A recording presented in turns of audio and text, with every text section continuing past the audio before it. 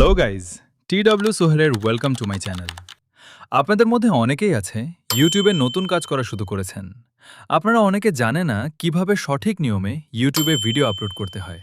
আবার অনেকে না জানার কারণে ইউটিউবে ভুলভাবে ভিডিও আপলোড করতে শুরু করে, যার ফলে লং টাইমে গিয়ে ভিডিও ফিউজ আছে না, যার ফলে চ্যানেল গ্রো করে না।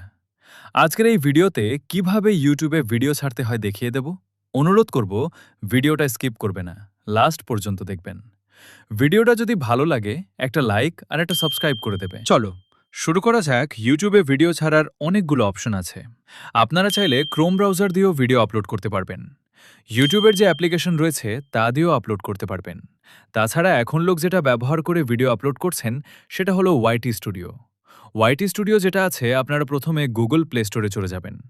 সার্চ বারে গিয়ে আপনারা লেখেন ওয়াইটি স্টুডিও, তাহলে কিন্তু এই অ্যাপ্লিকেশনটি পেয়ে যাবেন। যারা নতুন রয়েছে তারা এই অ্যাপ্লিকেশনটা দেখে নিন। এই অ্যাপ্লিকেশনটা আপনারা ইনস্টল করবেন, করার পর ওপেন অপশানের ক্লিক করবেন। অ্যাপ্লিকেশনটা ওপেন হয়ে যাবে। প্রথমবার ওপেন করলে আপনাদের যে জিমেল অ্যাকাউন্ট আছে সেগুলো শো করতে পারে। আপনাদের যে জিমেল অ্যাকাউন্টে ইউটিউব খোলা আছে সেটা লগ ইন করবেন।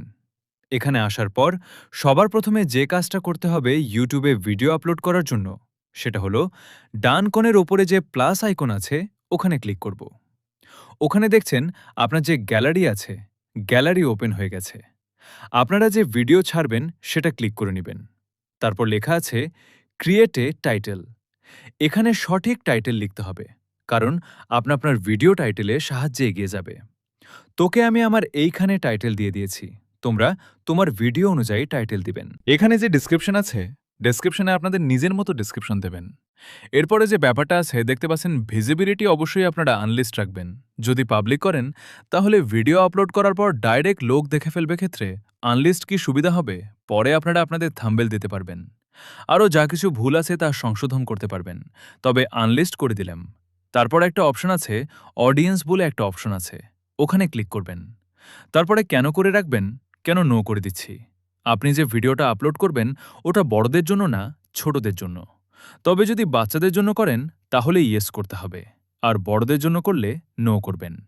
এগুলো সবকিছু করার পর এখানে আপলোড অপশন আছে, আপলোডে ক্লিক করলাম।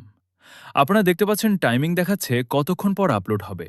এটা সম্পূর্ণ হলে আপলোড হয়ে যাবে। ভিডিওটাকে শেষ পর্যন্ত দেখার জন্য ধন্যবাদ। এই নিয়মে ভিডিও ছাড়বেন, তবে আপনার ভিউজ আসবে। ভিডিওটা যদি ভালো লাগে তাহলে একটা লাইক, একটা সাবস্ক্রাইব করবেন। ধন্যবাদ।